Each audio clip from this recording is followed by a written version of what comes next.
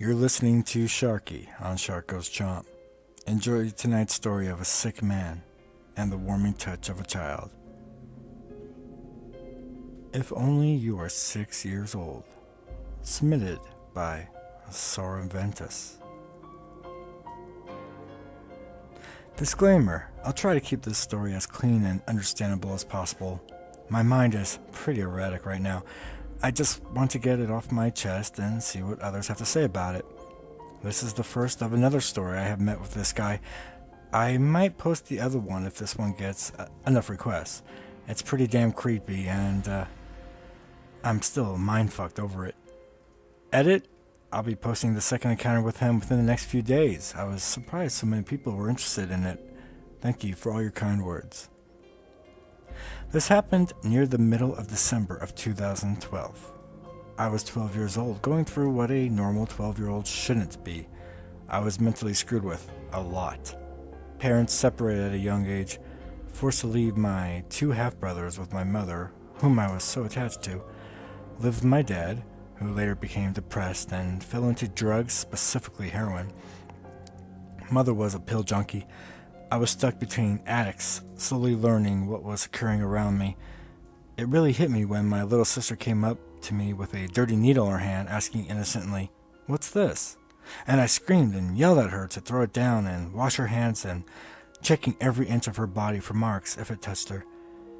Countless tears whilst asking my father, "Please wake up. Why won't you wake up?" My life was a mess, and I still think about this time of my life, and I have my breakdowns. Since it was December, I was to go over to my mother's place and spend some time with her and my beloved half-brother's little sister, and occasionally my brother's friend, whom I've also become close with over the times I've visited. He was basically a part of our family clique we formed.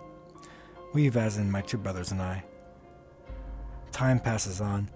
I'm enjoying myself with my brothers and sister. I couldn't spend much time with my mom. She was always too busy talking to the other addicts whom came in and buy off of her.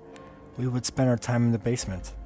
This basement was basically a bedroom and had a TV, bed, couch, whatever you needed for it to be a bedroom. It was pretty cool, our hangout spot. More time passes. It becomes dark. We've all migrated upstairs only because the pizza had arrived. We're all just talking, having fun, then there's a bang at the door. Another one of her junkie friends, cool. Until she lets this guy in. At first glance, you can tell this dude's weird. Greasy hair, acne craters, sweaty, classic black trench coat, black boots, skinny, tall as hell. Naturally, I'm put off by it. I'm used to seeing some weird people come around due to my father and my mother being both fiends and sellers. You get used to it, but you also always have your guard up, regardless, or at least I did. So, they end up doing their thing, we mind our business, he leaves.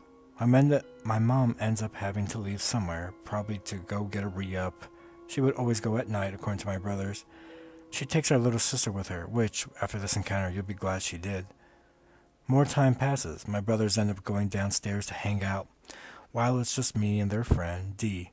We're just talking, and I end up asking about this creepy guy.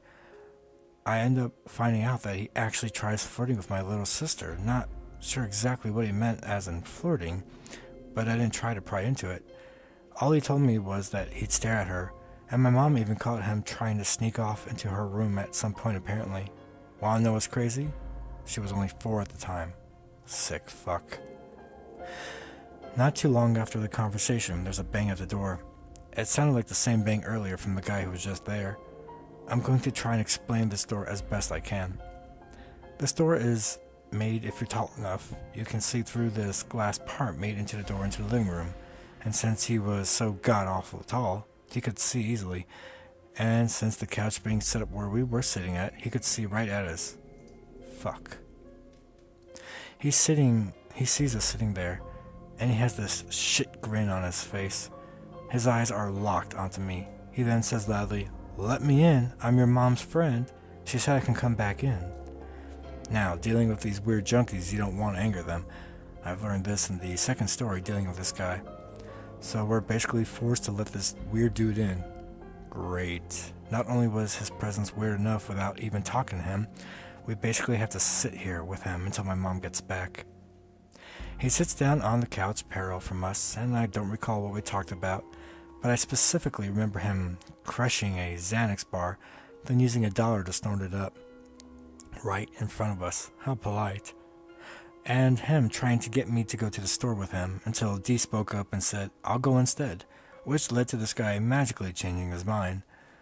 I didn't want to move from this spot on the couch, but I noticed my brand new iPod 4 was sitting on the window still near him, and I didn't want him somehow miraculously taking it and me being heartbroken, so I mustered up the courage to get up from my seat beside Dee, walk over to it, passing it right in front of this creep.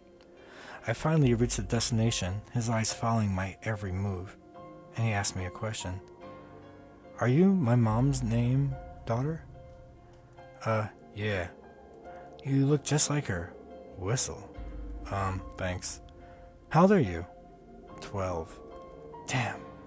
If only you were 6 years older, you would be mine, so I wouldn't have to be going after your mom anymore. Haha. But you're still so sexy, you'd be mine now anyways. While looking me up and down. Now, guys, this dude had to be in his fucking 30s, hitting on a 12-year-old. That's when I fucking froze. He then gets up beside me and tries to look at my iPod, trying to take it away from me, and that's when I remembered all the things Dee told me about what he was doing to my sister. In a fit of rage, I yelled, "Get away from me, you creep!" Apparently, it was loud enough that my brothers heard it and came running up the basement stairs. I made a dash away from this disgusting smelling man back to the couch where Dee was now standing at. My brother's now upstairs asking what happened, why did I yell, and I didn't even hesitate to say, "He just tried to fucking hit on me." Of course the shitface denies it, but my brothers already knew about this guy constantly coming over. Being weird to our little sister, of course they're going to believe me over this greasy addict. My second oldest brother, M, says in an obviously angry, calm voice to him, "What are you doing here without our mom being here?" Creepface explains what he told Dee and I, and it was clearly a bullshit lie. My mom may have been an addict, but she tried her best to keep us out of harm's way as best she could, as hypocritical as that sounds. Now, M is a ticking time bomb. If anyone tries anything with his family, he is not afraid to try and do anything about it. Instances where my mom was in an abusive relationship, and he'd see her significant other hit her, he'd instantly jump in, beating the living hell out of the guy. He's not too big, but he's bulky, and around this time he was around 15, 16 years old, 6 foot even. This set him off the fucking edge, and I told him what he had told me. He raged on him, throwing him onto the ground, on top of this man, just beating him to the point where Dee and my oldest brother had to drag him off of him. As they were pulling M off of this creep, M yelled, "Stay the fuck away from my sister." I got a quick glance at the creep's now bloodied face, and he still had a grin on his face. He made his way up and near the door and said, "I'll be back, fuck you, and fuck your fucking mom. And if I see this little girl again, I'll have a nice surprise for her," and slammed the door. We ended up telling my mom when she came back, and she did nothing about it, probably because of the fact that he was a customer and practically harmless, I guess, at the time to her. Considering he got his ass beat by a 15 and 16-year-old, it wasn't too surprising either.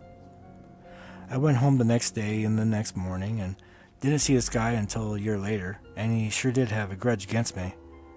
I like to mention also, my sister was never sexually or in any way harmed by this guy. He just loved to be a fucking creep. Thank you for listening. This is Sharky with Sharkgoeschomp. Have a good night.